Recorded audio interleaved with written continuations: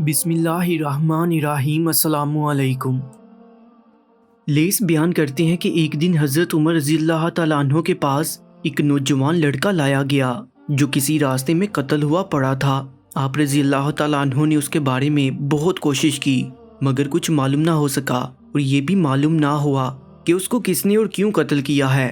چنانچہ حضرت عمر رضی اللہ تعالیٰ عنہ کو انتہائی مشکل ہوئی۔ انہوں نے دعا فرمائی، اے اللہ اس کے قتل تک پہنچنے میں مجھے کامیاب کر۔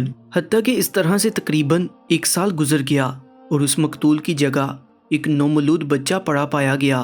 جب اس کو حضرت عمر رضی اللہ تعالیٰ عنہ کے پاس پیش کیا گیا تو آپ رضی اللہ تعالیٰ عنہ نے فرمایا، اب میں مقتول کے قاتل تک پہنچ جاؤں گا انشاءاللہ۔ چنانچہ بچہ کھیلنے کودنے لگ گیا تو ایک لونڈی آئی اور اس عورت کو کہا کہ میری مالکن نے مجھے تمہارے پاس بھیجا ہے تاکہ تم یہ بچہ بھیج دو اور وہ دیکھ کر تمہیں واپس کر دے۔ اس عورت نے کہا کہ بہت اچھا، اس کو لے جاؤ، میں بھی تمہارے ساتھ چلوں گی۔ چنانچہ وہ بچے کو لے کر چلی اور یہ عورت بھی اس کے ساتھ ساتھ چلی حتیٰ کہ اس کی مالکن کے پاس پہنچ گئی۔ جب اس نے بچے کو دیکھا تو اس کو اٹھا کر چوما اور اپنے سینے سے لگا لیا۔ یہ ایک انصاری صحابی کی بیٹی تھی۔ چنانچہ اس عورت نے اس کی خبر حضرت عمر رضی اللہ تعالیٰ عنہ کو دی اور حضرت عمر رضی اللہ تعالیٰ عنہ نے تلوار اٹھائی اور اس کے گھر کو روانہ ہوئے تو اس کے والد کو دیکھا جو اپنے گھر کے دروازے سے ٹیک لگا کر بیٹھے تھے۔ حضرت عمر رضی اللہ تعالیٰ عنہ نے ان سے فرمایا، اے فلاں کے باپ، تمہاری بیٹی نے کیا کیا ہے؟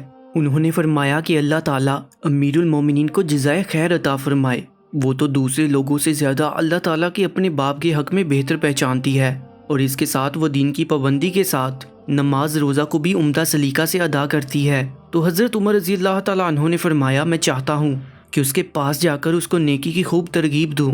اس نے کہا کہ اللہ تعالیٰ امیر المومنین کو جزائے خیر عطا کرے، آپ میرے واپس آنے تک اپنی جگہ پر ٹھہریں۔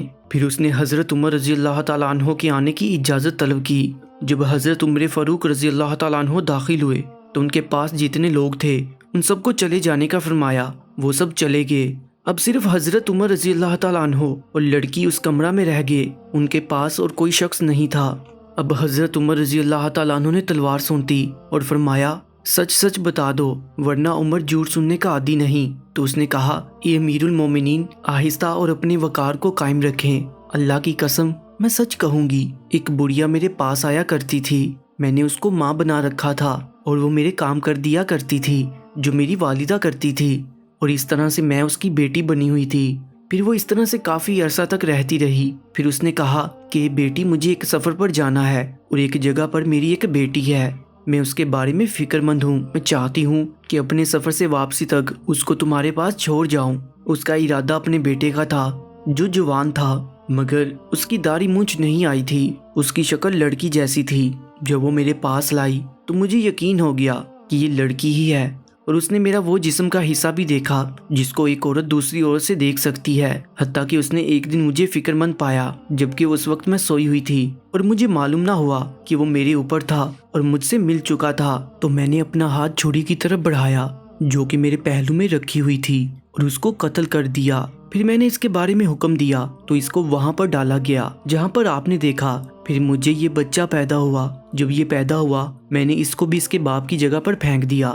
بس یہ واقعہ ہے، اللہ کی قسم جو میں نے آپ کو بتلایا ہے۔ تو حضرت عمر رضی اللہ تعالیٰ عنہ نے فرمایا، تم نے سچ کہا، اللہ تعالیٰ تمہارے اعمال میں برکت عطا فرمائے۔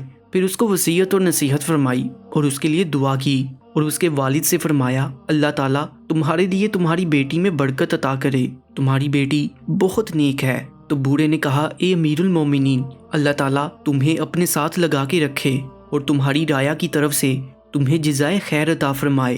پیارے دوستو، ایسے ہی عبرتناک واقعات کے لیے اس چینل کو سبسکرائب کر لیجیے گا۔ اللہ نگہبان۔